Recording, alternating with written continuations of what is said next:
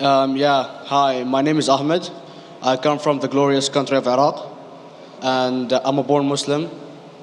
My problem is that I practiced Islam when I was. Brother, first we request questions from the non-Muslims. Once all the questions from non-Muslims are over, inshallah, we'll give you a chance. Yeah, but I'm telling you my problem only. But you said you're Ahmed and you're a born Muslim. I am born Muslim. But now are you a Muslim or not?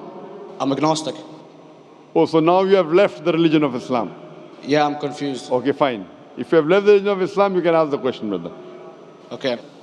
So my question is, how come I don't have the faith that you and the other Muslims have and some of my friends, even though I practiced Islam a lot and I even did Umrah, but I still do most of the sins that are forbidden in Islam, and I sometimes am lazy to do the prayer and the other subjects we have to do in Islam.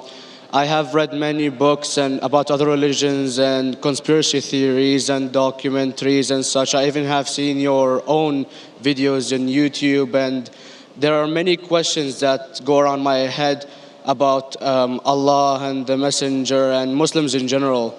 And basically the most important question is, you said in one of your debates or questions that Allah is the creator and He's uncreated. But I have realized, how can the uncreated exist? And if He exists, how can we notice Him? How can we see Him or hear Him or feel Him or know of His existence if He's uncreated in our own dimension or so? That's one of the questions. Brother Ahmed said that he is a born Muslim. He comes from Iraq.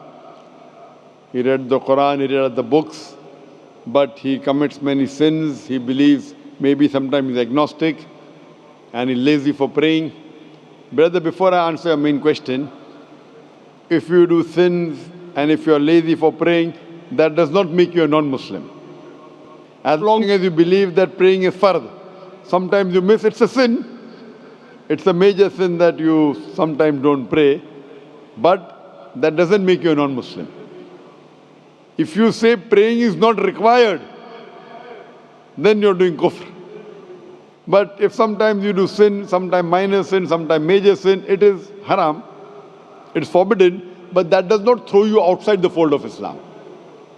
There are sometimes waswasa of the shaitan asking you, you're a Muslim, but this is wrong in Islam, this is wrong. And it does deviate the person's mind. At that time, maybe your iman may be low. But these things should not make you consider that you're non-Muslim. Regarding a question that I mentioned in my speech, and you're right, that Almighty God is the creator, but He Himself is uncreated. You ask the question, how can the uncreated, how can we see the uncreated? And how it's possible. Allah subhanahu wa ta'ala is Khaliq, is the creator. And by definition, He's uncreated.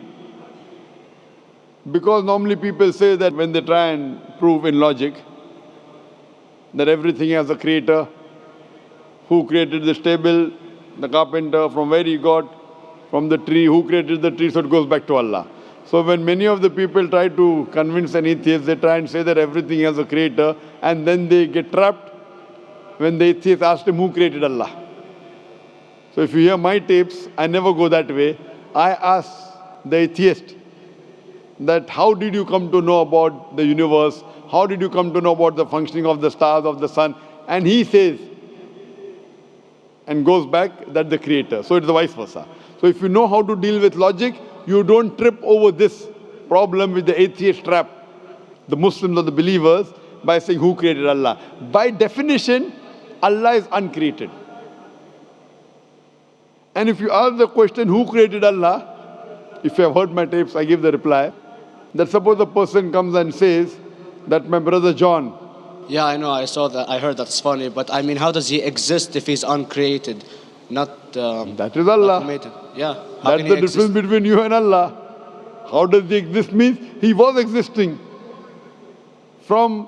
He doesn't have a beginning. You and I have a beginning, that's human being. So that's the difference between us and Allah. You can't say that Allah has to be like us.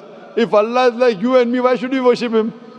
I see, but have you heard of the phenomenon, the Big Brother? used by various orders and political agendas to control the people and such by implementing it into multiple gods, and then later on it became a monotheistic religions all over the world to make it easier for Big the Brother, people sorry, to... I've never heard of the religion Big Brother. It's not a religion. It's like a theory, an idea, basically. For What does it example, say? yes. What does this idea say? What does it say? Is that when you have a big brother, it's easier for you to live life. When you have someone watching you the whole time, understanding you the whole time, protecting you the whole time, being with you the whole time, and you can talk to him, although he never talks to you back, maybe in your dreams, due to your mind and such, it's easier for you to live. While a human who does not have a big brother and is not easily controlled into doing so and is having complete freedom is a danger for the major ruling powers and such. So what does this say? I don't understand. Big Brother may be the Big Brother may not be the. So what does it have to do with Islam and God? What does it have to do? Because basically Allah is watching you the whole time. So you want to say that Allah is like a Big Brother? Indeed, you use him for your protection so you won't be scared. You know what I mean? See, this is the hypothesis. Hypothesis. If you have heard, how do I convince an atheist? If you have heard my answer, that you said that you're agnostic, you're atheist. Yeah. So first thing I do to an atheist is I congratulate him. What? I congratulate him. Have you heard my answer of atheist? Yeah, you congratulate them and stuff. But I haven't seen your debates with the atheist. I just saw your answers on some questions. Fine, so you haven't seen the answer of atheist? No, but I've seen your debate with David William Campbell. And that David William Campbell is not an atheist. Yeah, yeah. Now when an atheist tells me he does not believe in God like your theory of Big Brother, Yeah. and if you believe in that theory, I will ask you, first thing I do to the atheist, I congratulate him. You know why?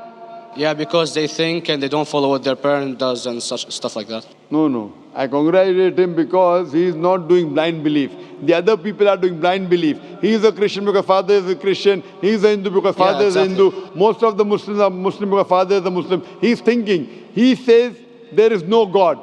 He has said the first part of the Islamic Shahada, La ilaha. The reason I congratulate him is because he has said the first part of the Islamic Shahada, Islamic creed, La ilaha. The only thing I have to do is illallah, which I shall do inshallah. So if you have heard my answer, an atheist becomes an atheist because he believes in science, he believes in logic. Or I ask him that if an equipment is bought in front of him, which no one in the world has ever seen, and if the question is asked, that who will be the first person who will be able to tell you the mechanism of this new equipment? What is the answer? Of course, he's going to tell you the producer or the maker of this equipment. Creator, producer, maker. So when we ask him questions that how did this universe come into existence, he will talk about the Big Bang. This what we're going to talk is already mentioned in the Quran 1400 years ago in Surah Anbiya chapter number 21 verse number 30. Avalam yaral lazina kafaru anna samawati wal arda kanat ratkum fataknahuma. Do not the unbelievers see that the heavens and the earth were joined together and we clove them asunder. This what you came to know 50 years back is mentioned in the Quran 1400 years ago. Who could have mentioned that? Well, in various civilizations in like 2000 or 5000 BC before Islam came or Christianity itself, there was various civilizations that are good in astronomy and they know more about our solar system than we do now, sadly. Brother, your knowledge of science is little, not in-depth. I do agree. There are certain things which were known as hypotheses. For example, we came to know, we were proved that the earth was spherical in 1577. I know that in 6th century BC, there were Pythagoreans who believed that the earth was spherical. But the same Pythagoreans who believed the earth was spherical also believed that the earth was the center of the universe, which is wrong. You show me one civilization which believes 100% what the Quran has mentioned. I challenge you. What you say, so do you mean to say there was a person who said, okay, this civilization, out of 100 things, these 2 things are right. Out of 100 things, these 5 things are right. Out of this 100, and picked and chose. Who can do that? No one besides the Creator. Even if you know that there were 10 different civilizations, hundreds of civilizations, there is not a single civilization that you know in the past which knew 100% of science what we know today. So where is your logic? Where is your theory? I do know that certain things were hypotheses, which were proved later on. But there is not a single civilization which knows everything what is mentioned in the Quran. So the answer goes back to the original question, who could have collected this in the Quran? Someone 1400 years back, could he do and say, okay, out of these 100 things, these 3 are right, out of these 100 things, these 2 are right, out of this, it's not possible. Mathematically, it's not possible. Well, you never gave the idea of extraterrestrials or so. I mean, knowledge is power. And Brother, I'm asking a simple question. We are not come here to have a debate. yeah. I'm asking you a question, point out a single civilization, you're asking something else. Yeah, We are alright. not here to discuss. You can come in the room and discuss. You ask a question, I'm giving you the answer. You gave about old civilization. I told you you're right. But out of 100 things, 98 they were wrong. So I'm asking you, who could have mentioned this in the Quran? You're talking something else now. Yeah, well, I'm asking you a simple question, 2 plus 2 equal how much? You're saying, I'm telling you 3 multiplied by 3 is how much? I'm asking a name, you're telling that where do you live? I'm asking a simple question, name me a single civilization which has everything what was mentioned in the Quran. Do you know of any or not? Yes or no? Well, not everything, of course. Even not 10%. Why? Babylon knows of most of the planets and such. Planet is not the only thing mentioned in the Quran. There are 1,000 things mentioned in the Quran. To say what 1,000 things are mentioned in the Quran, 10% would be equal to 100 things. Did Babylonian civilization knew about 100 things mentioned in the Quran?